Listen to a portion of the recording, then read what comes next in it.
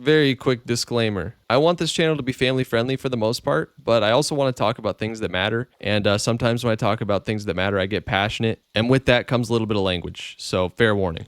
Okay. I need you to understand you don't hate Cope enough.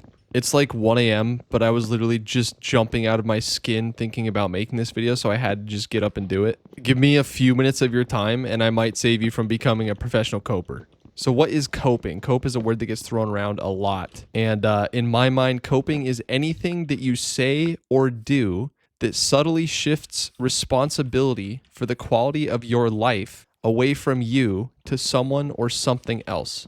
So anything you say or do that subtly tricks you into thinking or behaving as if the quality of your life depends on somebody else. Let me give you some examples of this. So recently on YouTube, there's a video that went kind of viral of this one guy saying that the YouTube algorithm is bullshit. And he basically goes into a rant about how broken the YouTube algorithm is. And if you go back and look at the videos on his channel, legit, all of his content is just Cope about how the YouTube algorithm is broken, about how he's never going to make it on YouTube, blah, blah, blah, blah, blah. And the video that popped off doesn't even prove what he's trying to prove. Literally, the video itself is arguably good content. It's absolute rage bait. In the first few seconds, it challenges your notions of what you think you need to do to perform well on YouTube. And the thumbnail is epic nostalgia bait. Like, objectively, this video does not prove what he thinks it proves. Another example, one of my good friends, Krabby, we both recently quit Dota 2. And if you've ever coached a video game or any game, even if you've coached a sport, you'll know what I'm talking about when I say that copers are an existential threat to everything that you're doing. So this guy hopped into Krabby's chat and tried to convince everybody that winning at higher ranks in Dota, I'm talking about like top 1%, is easier than winning at low tier ranks, like the average player. And the reason he's trying to convince everyone of that is that if he can convince himself that winning at higher rank is easier than winning at lower rank, then he can cope with the fact that he just sucks at the game. And the reason this is so dangerous is because once you start to entertain any thought patterns like that, you turn into a complete bitch.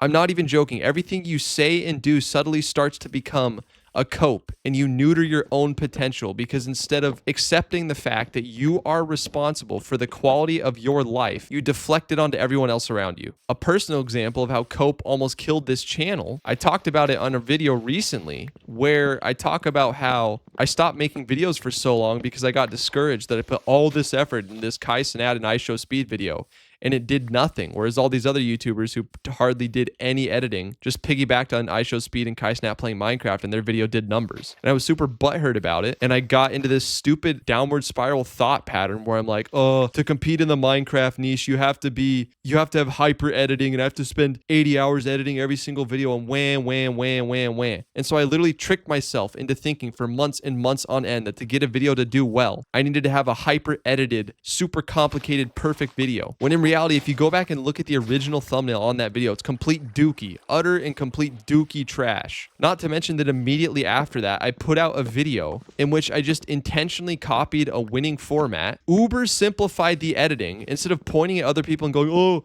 why? How come their video popped off when they do no editing, when mine, I do tons of editing and mine don't pop off? I just shut up, copied what was working, barely did any editing on this video, pumped it out, and it's my best performing video by far, over 20,000 views as of the time I'm making this video. And one of the only reasons I haven't been making videos for months is because I tricked myself into thinking that the editing actually mattered to the degree that I thought. And literally that one subtle thing alone prevented me from all of this wealth of opportunity and life and joy in front of me if I just pushed into it, owned my own crap, took responsibility, and stop fucking coping. And it blows my mind. I'm somebody who I am so growth pilled. I am so positive and optimistic, and still cope can seep into the way that I think all the time and utterly ruin me. And this is why you need to understand, you need to have a zero tolerance policy for cope in your own life or in the lives of people around you. Like, we need to stop doing this bullshit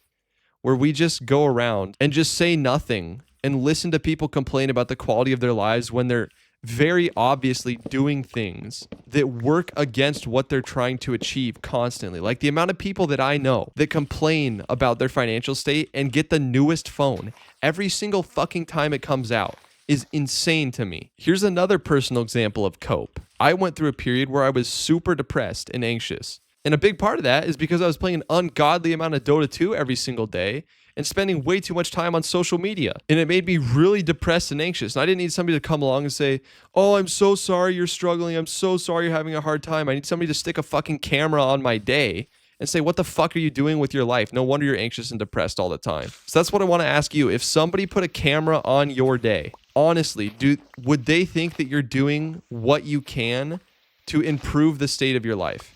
Like genuinely. And listen, I know it sounds kind of harsh, but literally, if you allow any of this to seep into your life, it will ruin the potential good that you could bring to the world, the potential life that you could give to other people if you stepped into your potential. And so refusing to call each other out on cope is an act of betrayal constantly. It's disgusting. I've talked with other people as well, even my own brother, some of my good friends who have gone through periods of depression.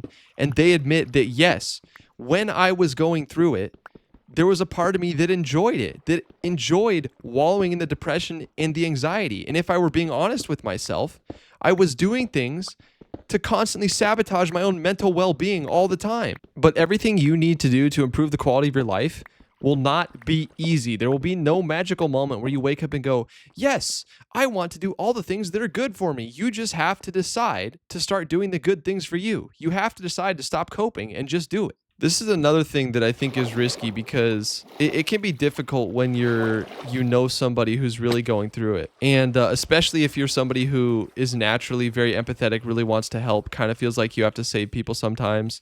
That's one of my tendencies and one of my, it can be a strength, but it can also be a big weakness and a big blind spot, is that your empathy and your compassion can actually get weaponized against you by people who are coping. Here's the thing about empathy. Empathy is not an action-informing ethic. So just because you can empathize with somebody does not tell you what the best thing for that person is or the best thing that should be done in a particular situation. Empathy is not an action-informing ethic.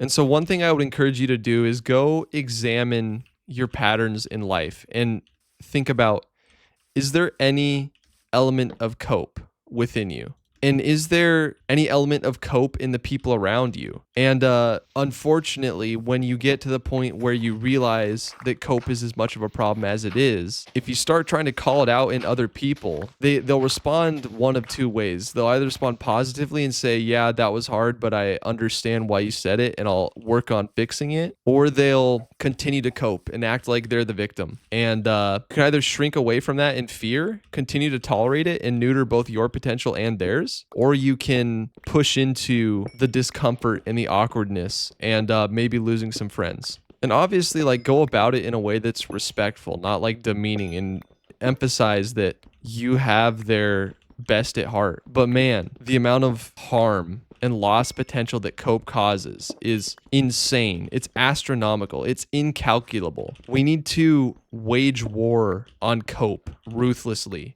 Like, you don't hate cope enough. Ruthlessly eliminate cope from your life. Now, here's the other thing. The other side of this is that, yeah, you might have really valid reasons for being where you are, for being in a spot that's difficult or hard, or, you might really have gotten screwed over in some ways. But focusing on that fact does nothing for you and will only continue to make the problem worse. Because at the end of the day, by and large, for 99.99% of people, you are responsible for the quality of your life. Like, have you ever known somebody who just keeps getting in horrible relationships over and over and over again, and they frame it like they just keep running and getting taken advantage of by horrible people, and then they go to therapy and they realize that they've been doing things to propagate this behavior for years and years and years on end, right? It doesn't mean that the way they were treated was okay or excusable, but it also means that you're not the total victim. You weren't doing everything in your power to solve this situation. And I just can't emphasize enough, like, literally how destructive cope can be, even in my own life. Like, if I kept huffing that copium, I wouldn't have made that no terrain video. I wouldn't be making this video right now. Like that video that popped off, like that was a dream of mine. And it showed me that, yo, doing this is actually possible and it's not luck. Oh, here's some more good examples of some YouTube cope for you. The algorithm. The algorithm changed, guys. I swear. It changed 3 years ago and now you can't post different things on the same channel. Literally, I have so much evidence to the contrary, it's not even funny. Just look at this channel. I randomly decided, even though all my videos had been faceless Minecraft videos, I posted a random video of me on webcam going through my 10 years of YouTube failures. And that video did pretty well, even though it's completely different from all of my other content. Another cope is starting multiple channels for different topics. Like, it doesn't matter, dude. It doesn't matter. The YouTube algorithm is sophisticated enough to give your videos to the right people. Like, one we can sniff out a YouTube coper is ask them if you had a Mr. Beast video and you posted it on your channel today, do you think it would do well? If they say no, they're absolutely huffing copium because good videos win. That's it. Don't overcomplicate it. It's so straightforward. If your videos aren't popping off, there's something you are doing that is making your videos underperform. It's that simple. It's that freaking simple. There's no algorithm boogeyman. There's no shadow ban nonsense. YouTube isn't out to get you. You just suck balls at YouTube. Another example of this, and this one's kind of touchy. I don't want this to get taken the wrong way because, don't get me wrong, I still believe firmly that compassion, empathy are good characteristics to have. You just have to make sure that you are using those characteristics in a way that is healthy for you and the people that you're interacting with. Like, you can't save people. There is only so much you can do to help a person, right? Like, here's the other thing too.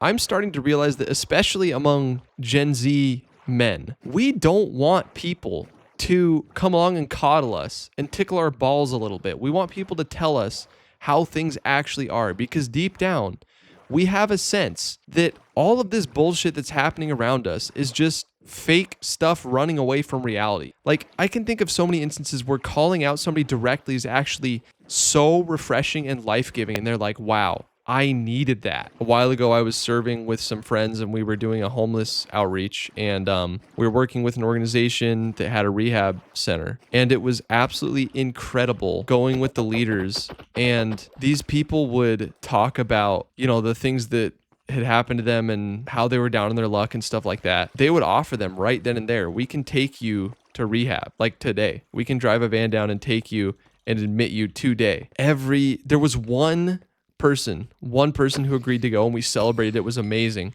Every single other person made up reasons after reasons after reasons about why they couldn't go. There was always something about why they couldn't go. One guy absolutely went off on us. He was like, what are you guys doing? These people don't need preaching. They need this, and that. Not to mention that we were, you know, walking around with a cart full of food and water and hygiene products and all this stuff. But that's besides the point.